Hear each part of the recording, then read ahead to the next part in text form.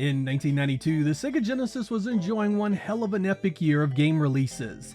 I mean, we got the likes of Golden Axe 2, Troubleshooter, Alicia Dragoon, Rolling Thunder 2, Desert Strike, Kid Chameleon, and Splatterhouse 2, all games that showed up in the first half of the year. Once the second half of 92 began, things got even better with Evander Holyfield's Real Deal Boxing, NFL Sports Talk Football 93, Sonic the Hedgehog 2, Road Rash 2, Teenage Mutant Ninja Turtles The Hyperstone Heist, Streets of Rage 2, World of Illusion, and Echo the Dolphin. In that absolute deluge of gaming goodness, a title showed up called Chakan the Forever Man at the end of the year. I had never heard of the character before, but apparently it was based on a comic book creation by Robert Krauss. He first appeared among the supporting cast in a comic called Thunder Mace before getting his own book in 1990. After seeing this comic book, Ed Annunziata, a game producer for Sega of America, wanted him in a game for the Sega Genesis. He secured the license and got Recreational Brainware to begin development. These folks had already developed Spider-Man vs. the Kingpin for the Genesis, a game that had sold well for Sega, so they were a natural choice for another action platformer. They also happened to be the company responsible for the creation of the infamous Gem Sound Driver. While I knew nothing of the character or its origins, I have to admit I thought Chakan looked badass, so I was all in to give it a go. The question is did he live up to this image, and is this game worth playing today? Let's find out.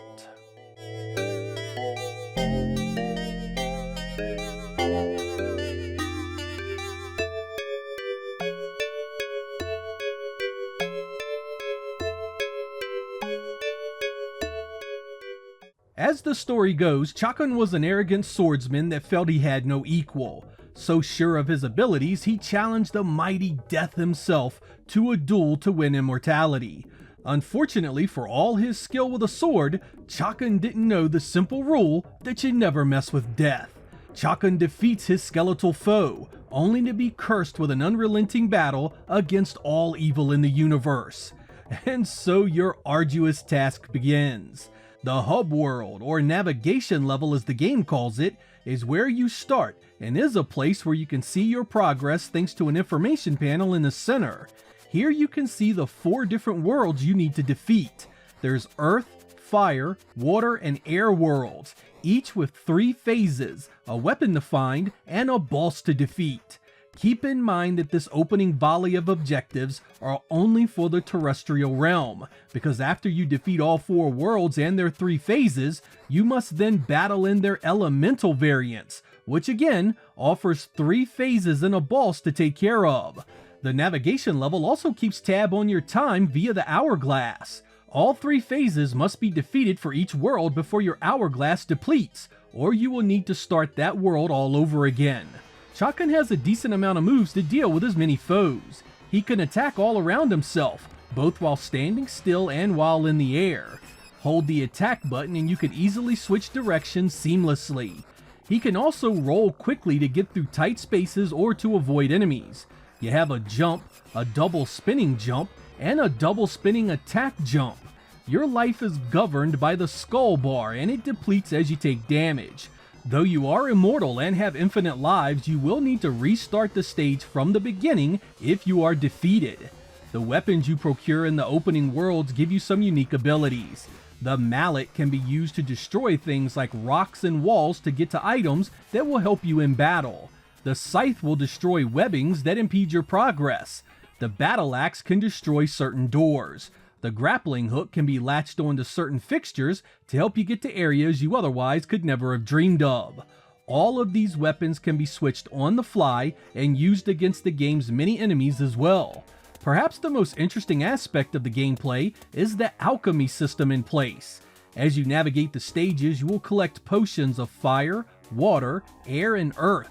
If you hit the start button, you will see a table where you can create different effects with the various combinations of these potions.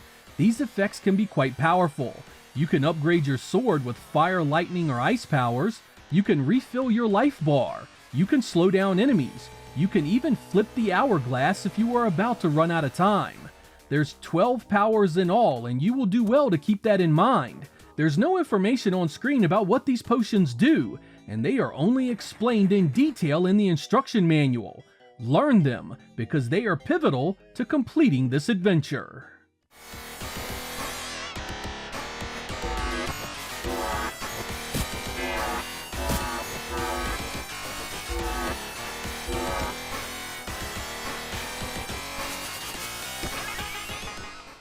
The visuals in Chakan are dark, foreboding, and suits the content very well. You expect these realms to be dark and full of terrifying creatures, and it lives up to that. Some areas have a fair bit of killer effects happening as well, such as parallax and line scrolling. The main character looks the part of a badass undead warrior, and the boss encounters are no joke. You will find in this review that I have many things to say about old Chakan, but I can't level a single criticism against it from a visual standpoint. The darker tone works, the art is fitting, the environments feel like they belong to their elements, the sprites are large and detailed, the backgrounds are varied. It's the type of visuals that make you want to play it more, see more, and suffer through its challenge. Though this is only 8 megs of ROM, I feel it really holds its own against many of the better looking Genesis games that year, particularly if you are a fan of the darker and more ominous art styles. Should you be a fan of the comic book, it also stays pretty true to the source. It's never bright or cheery, but given the story and content, no one should have expected that. From a purely graphical standpoint, Chakan is a winner.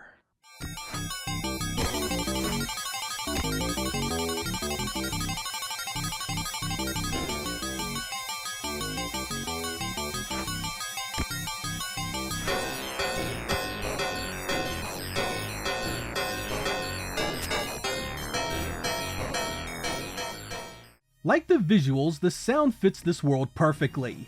It's loud, sharp, and full of threatening tones that conveys the constant danger you face.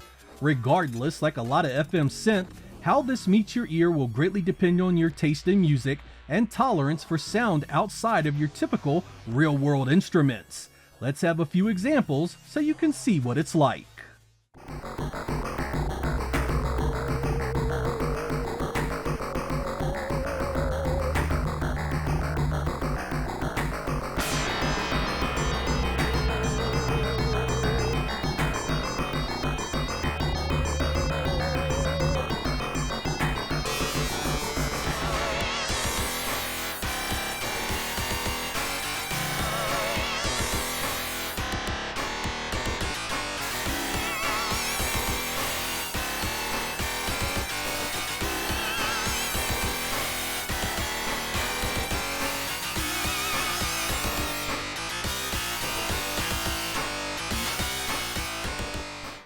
Good lord, where to begin with my many critiques of the game known as Chakan the Forever Man?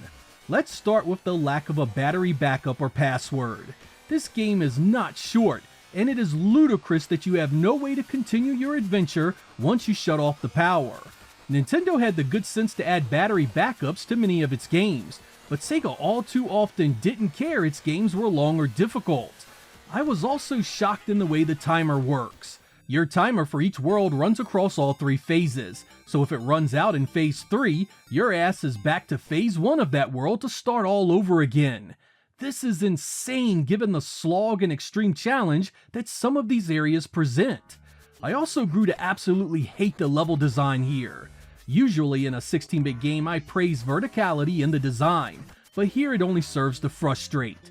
Every area is laid out to punish a fall or missed platform to the extreme, adding respawning enemies into the mix to further make navigation a tedious and hair-pulling chore. So many parts of this experience are absolutely ruined thanks to blind jumps and enemies being in the way as you try to simply navigate the environment. No kidding, there are even platforms themselves that spit out constant bad guys. There are also areas like the river that affect your jumping, so just getting to where you want to go while enemies bombard you incessantly is the stuff of nightmares. All of this makes Chakan an extremely difficult and unpleasant experience despite its killer looks and sound. It can be hard, damn hard, so hard that once that frustration sets in during the second set of worlds, I simply give up. I never felt a sense of satisfaction or accomplishment when I did defeat a world. The only emotion I felt was relief that it was over and I never had to go through this bullshit again. And that right there is Chakan's greatest failing. A great percentage of this journey isn't fun. It isn't rewarding. It's a tedious struggle through repetition that most gamers will want to turn off after a few dozen deaths.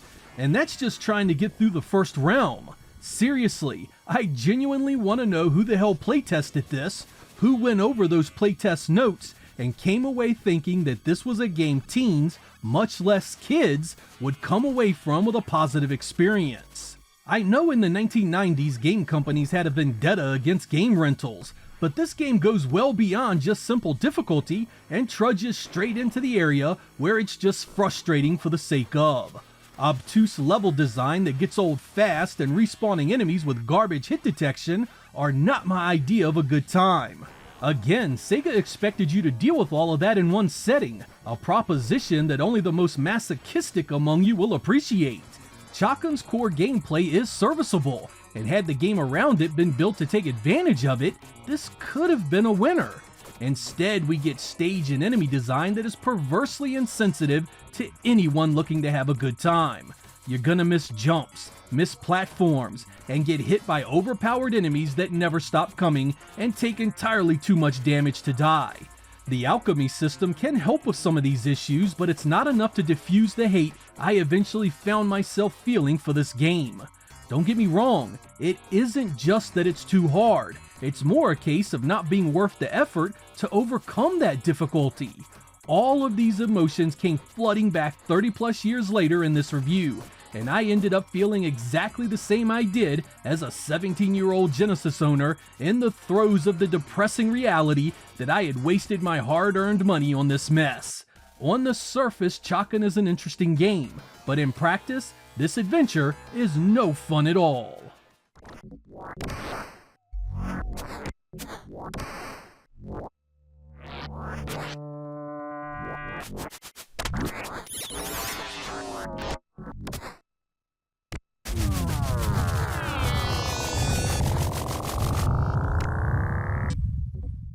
The story behind Chakan is pretty interesting. Aside from the 5 different ways I've heard the name pronounced, while in development at Recreational Brainware, that company was disbanded, forcing some of its members to form a new company called Extended Play to finish things up. Once completed, Extended Play disbanded itself, making this the only game it ever created. Later interviews with its members revealed that turmoil affected the game's development. It was supposed to be even larger with more levels, but much of that content was never used. Outside of this release, Chakan showed up on the Game Gear the same year and was briefly considered for a Sega Dreamcast game in 2000, but the project never went anywhere thanks to the platform shutting down soon after. The funny thing is, despite my displeasure with this release, the media of the era loved it. It is not difficult at all to find many top publications that considered it a great game, with few mentioning any of the problems with it. GamePro even called it a low-level challenge, which boggles my mind that anyone would think this game was easy. Even today I run across fans that let me know they loved it, a testament to the dedication a child can have when they rarely got a new game back then. My memories of this one were quite negative, and once I started my game capture here, all that trauma returned with a vengeance. I came away disliking it as much as I ever had before, and I 100% stick by that opinion. For those of you curious, there are hacks out there that make this a much more approachable title. Chakan the Forever Man Ultimate is a Billy Time Games hack that makes you tougher, jump higher, do more damage, and gives you more potions. All things to help you get a small glimpse of how much better this trip could have been. Sega of America had their hands in some questionable games during that era, but this has to be one of the most disappointing. This one had everything going for it to be a great time, yet was hamstrung by design choices that leave it in the forgotten bin of 90s Western development. I'm Sega Lord X. Thank you guys for watching, and I will catch you next time.